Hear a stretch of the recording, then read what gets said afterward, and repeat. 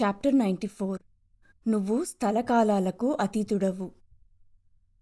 మీరు పుట్టలేదని చావరని చెప్తుంటారు. మరి నాకు ప్రపంచమంతా పుట్టుక చావు కనిపిస్తున్నాయి. నువ్వది నమ్ముతున్నావు. ఎందుకంటే నువ్వు శరీరమని భావిస్తున్నావు కనుక. బతికున్నప్పుడు అది దృష్టిని ఆకర్షిస్తుంది. ఇంకా ఎంతలా పరవశింపజేస్తుందంటే ఒకరు తమ నిజస్వరూపాన్ని చాలా అరుదుగా గ్రహిస్తారు. అది సముద్రం లోతుల్లో ఉన్న అపారతను మర్చిపోయి ఉపరితలాన్ని మాత్రమే చూడటం లాంటిది. ప్రపంచం మనసు యొక్క ఉపరితలం. మనసు అపారమైనది. ఎప్పుడైతే మనసు మౌనంగా ఉంటుందో అప్పుడది వాస్తవాన్ని ప్రతిబింబిస్తుంది. అది చలనం లేకుండా ఉన్నప్పుడు కరిగిపోతుంది. ఇంకా వాస్తవికత మాత్రమే మిగిలుంటుంది. ఈ వాస్తవికత చాలా గట్టిది, చాలా నిజమైనది. మనస్సు ఇంకా పదార్థం కంటే చాలా ఎక్కువ గ్రాహ్యమైనది. దానితో పోలిస్తే ఆఖరికి వజ్రం కూడా వెన్నలా మెత్తగా ఉంటుంది. ఈ ముంచెత్తే వాస్తవికత ప్రపంచాన్ని ఓ కలలా, పొగమంచులా, అసంబద్ధమైన దానిలా చేస్తుంది. దుఃఖంతో నిండి ఉన్న ఈ ప్రపంచాన్ని అసంబద్ధమని ఎలా అనగలరు? ఎంతటి కాఠిన్యం! నువ్వే కఠినమైన వాడవు, నేను కాదు. నీ ప్రపంచంలో దుఃఖం ఉంటే దాని గురించి ఏదైనా చెయ్యి. దానికి నీ దురాశ ఇంకా సోమరితనాన్ని జతచేయకు. నేను నీ కలలాంటి ప్రపంచానికి బందీని కాను.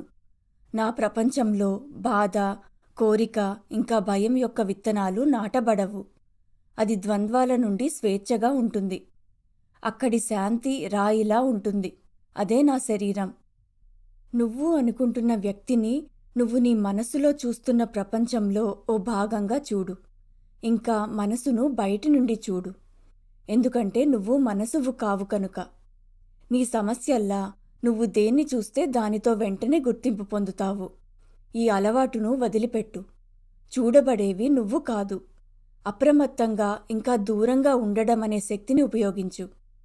జీవించి ఉన్న అన్నిటిలో నిన్ను నువ్వు చూసుకో. అప్పుడు నీ ప్రవర్తన నీ దృష్టిని వ్యక్తీకరిస్తుంది. ఈ ప్రపంచంలో ఉన్నదేదీ నీ సొంతం కాదని నువ్వొక్కసారి గ్రహిస్తే నువ్వు వాటిని బయటి నుండి చూస్తావు. వేదిక మీది నాటకంలా లేదా తెరమీది సినిమాలా. మెచ్చుకుంటూ ఇంకా ఆనందిస్తూ, కాని నిజంగా చలించకుండా. నిన్ను నువ్వు స్థలకాలాల్లో ఉన్నవాడిగా, వస్తువులలో ఒక వస్తువుగా, క్షణికంగా ఇంకా దుర్బలంగా ఉన్నట్టు భావిస్తే సహజంగానే నువ్వు బతకాలని, పెరగాలని ఆతృత కలిగుంటావు. కానీ నువ్వు స్థలకాలాలకు అతీతుడవు. ఇక్కడ ఇంకా ఇప్పుడు అనే చోటనే వాటితో సంబంధం కలిగున్నావు. లేకపోతే నువ్వు అంతటా నిండిన వాడవు. అన్నిటినీ కలిగున్నావు. చేరలేని వాడవు, అభేద్యమైన వాడవు. ఇది తెలుసుకుంటే నీకు ఏ భయమూ ఉండదు. నువ్వు ఎలా ఉన్నావో అలా తెలుసుకో. భయానికి నివారణ ఇంకేదీ లేదు. నువ్వు ఈ మార్గంలో ఆలోచించడం ఇంకా అనుభూతి చెందడం నేర్చుకోవాలి.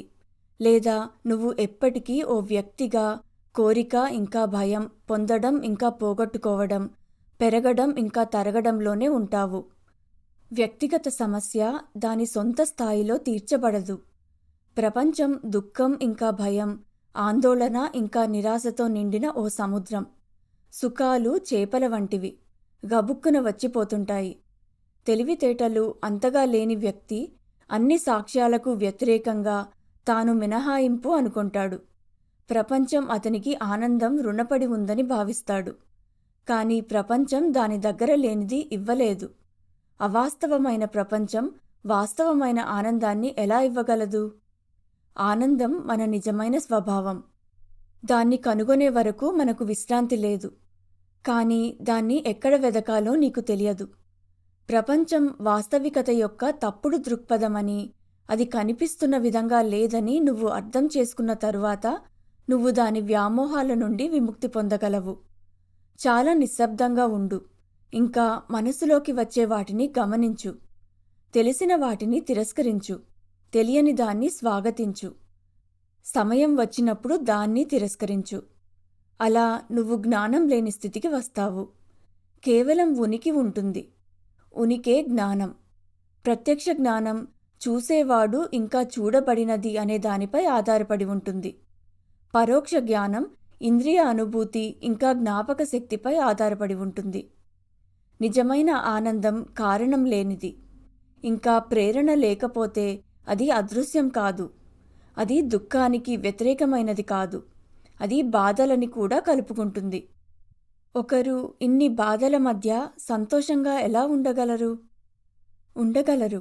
నీ లోపలి ఆనందం నిన్ను తలమునకలు చేసేంత నిజమైనది. ఆకాశంలో సూర్యునిలా. దాని వ్యక్తీకరణలు మసకబారి ఉండొచ్చు, కాని అది ఎప్పుడూ ఉంది. కష్టం వచ్చినప్పుడు మనము అశాంతి పాలవుతాంగా. భయమే నీ కష్టము. నువ్వు స్వతంత్రుడవని తెలుసుకో. అప్పుడు నువ్వు భయం ఇంకా దాని నీడల నుండి స్వేచ్ఛగా ఉంటావు. సుఖానికి ఇంకా ఆనందానికి మధ్య తేడా ఏంటి? సుఖం వస్తువుల మీద ఆధారపడి ఉంది. ఆనందం ఆధారపడదు. ఆనందం స్వతంత్రమైనదైతే మరి మనం ఎప్పుడూ ఆనందంగా ఎందుకుండము? మనల్ని సంతోషపెట్టడానికి మనకు విషయాలు అవసరమని మనం నమ్మినంతకాలం అవి లేనప్పుడు మనం దయనీయమవుతామని కూడా నమ్ముతాము. మనస్సు ఎప్పుడూ తన నమ్మకాల ప్రకారం రూపుదిద్దుకుంటుంది. అందువల్లే ఒకరు సుఖం కోసం వెతకవలసిన అవసరం లేదని తనకు తాను ఒప్పించుకోవాలి. సుఖం పరధ్యానం కలిగిస్తుంది. ఇంకా అది ఒక తలనొప్పి వ్యవహారం. ఆనందానికి వస్తువులు అవసరమని, అందుకోసం అవి ఇవి చేయాలని అబద్ధపు నమ్మకాన్ని కలిగిస్తుంది. అయినా ఆనందం గురించి ఎందుకు మాట్లాడుతున్నావు? దుఃఖంలో ఉన్నప్పుడే ఆనందం కోసం వెతుకుతావు. ఇప్పుడు నేను సంతోషంగా ఉన్నాను అనే మనిషి రెండు దుఃఖాల మధ్య ఉన్నాడు. ఈ ఆనందం కేవలం బాధ నుండి ఓ ఉపశమనం అంతే. నిజమైన ఆనందం పూర్తిగా స్వీయ స్పృహ లేనిది. ఎంతైనా సాధన యొక్క ఉద్దేశం వాస్తవమైన ఇంకా ఎప్పుడూ ఉండే అనుభవాన్ని చేరుకోవడం. అది ఎలాంటి అనుభవం? ఖాళీగా ఉన్న అనుభవం. జ్ఞాపకాలు ఇంకా అంచనాలతో చిందరవందరగా లేనిది. కనుగొనడానికి ఇంకేం మిగులుంది? భగవంతుని హృదయంలో బయట ఉన్న విశ్వాన్ని ఇంకా లోపల ఉన్న అపారతను ఎలా ఉంటే అలా చూడటం. ఉనికి యొక్క పరమార్థం, దుఃఖం యొక్క రహస్యం, అజ్ఞానం నుండి జీవితం యొక్క విముక్తిని తెలుసుకోవడం మిగులుంది. భయము ఇంకా ఆందోళన నుండి స్వేచ్ఛగా ఉండడమే ఆనందమైతే అవి లేకపోవడం ఆనందానికి కారణమని చెప్పొచ్చా? లేని స్థితి దేనికి కారణం కాలేదు. నీ సహజ స్థితి ఏమీ లేనిదయ్యుండి ఏదో అవ్వడానికి కారణం కాదు. కారణాలు గొప్ప శక్తిగల జ్ఞాపకాల్లో దాగున్నాయి. కానీ నీ నిజమైన ఇల్లు శూన్యం. శూన్యతనా? అది భయంకరం కాదా? నిద్రపోయినప్పుడు దానిలోకి ఎంతో ఉత్సాహంగా వెళ్తావుగా. మెలకువగల నిద్రను కనుక్కో. ఇంకా నువ్వు దాన్ని నీ వాస్తవ స్వభావానికి అనుగుణంగా ఉన్నట్టు కనుగొంటావు. పదాలు కేవలం ఆలోచనను ఇవ్వగలవు, కానీ ఆలోచన అనుభవం కాదు. నేను చెప్పగలిగినదల్లా నిజమైన ఆనందానికి కారణం లేదు. కారణం లేనిది కదలనిది.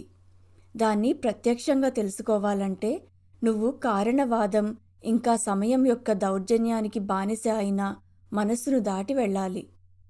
ఆనందం స్పృహలేనిదైతే ఇంకా అవగాహనలో ఆనందం లేకపోతే ఆ రెంటికి సంబంధమేంటి? అవగాహన షరతులు ఇంకా పరిస్థితుల యొక్క ఉత్పత్తి కావడం మూలాన అది వాటిపై ఆధారపడి ఉంది. ఇంకా వాటితో పాటు మారుతుంది. ఏది స్వతంత్రమైనదో, సృష్టించబడనిదో, కాలాతీతమైనదో, మార్పు లేనిదో, అయినా ఎప్పుడూ కొత్తగా తాజాగా ఉంటుందో అది మనసుకు అతీతంగా ఉంది. మనసు దాని గురించి ఆలోచించినప్పుడు అది కరిగిపోయి కేవలం ఆనందం మిగులుతుంది. మరి అన్నీ పోతే ఏమీ లేకుండా అయిపోదా? ఏమీ లేదు అన్నది ఒక భావం మాత్రమే. అది ఏదో ఒకదాని జ్ఞాపకంపై ఆధారపడి ఉంది. శుద్ధ సత్వము ఉన్నదానికి లేనిదానికి స్వతంత్రమైనది. దయచేసి చెప్పండి, మనసుకు అతీతంగా అవగాహన కొనసాగుతుందా లేక మనసుతో పాటు ముగుస్తుందా? అవగాహన వచ్చిపోతుంటుంది.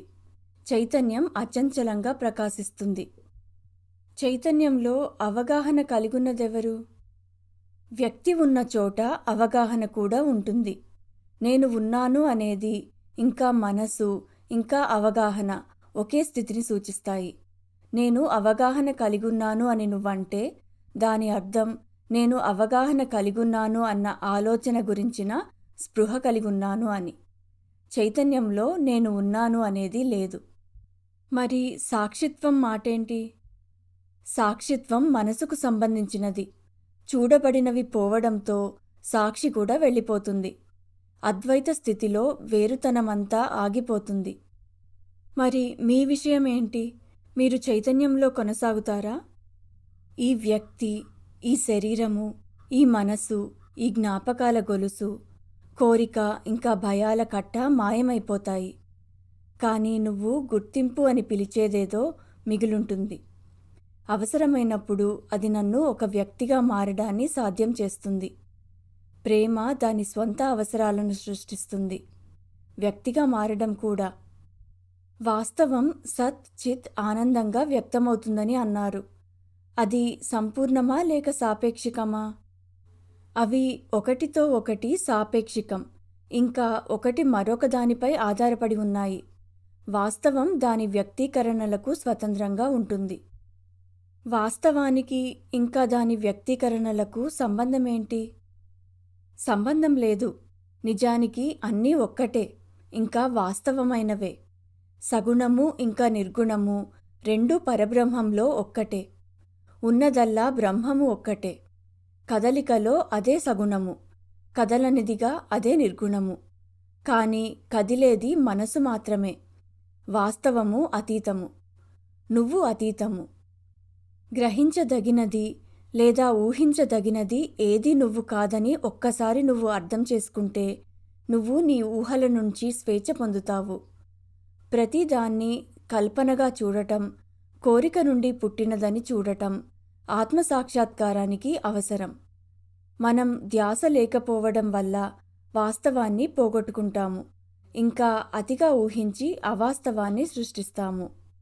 నువ్వు వీటన్నిటికీ నీ మనస్సును, హృదయాన్ని ఇవ్వాలి, ఇంకా వాటిని పదే పదే నెమరు వేయాలి. అది ఆహారం వండటం లాంటిది. అది సిద్ధమయ్యే ముందు దాన్ని కొంతసేపు నిప్పు మీద ఉంచాల్సి ఉంటుంది. నేను విధి యొక్క అధీనంలో లేనా?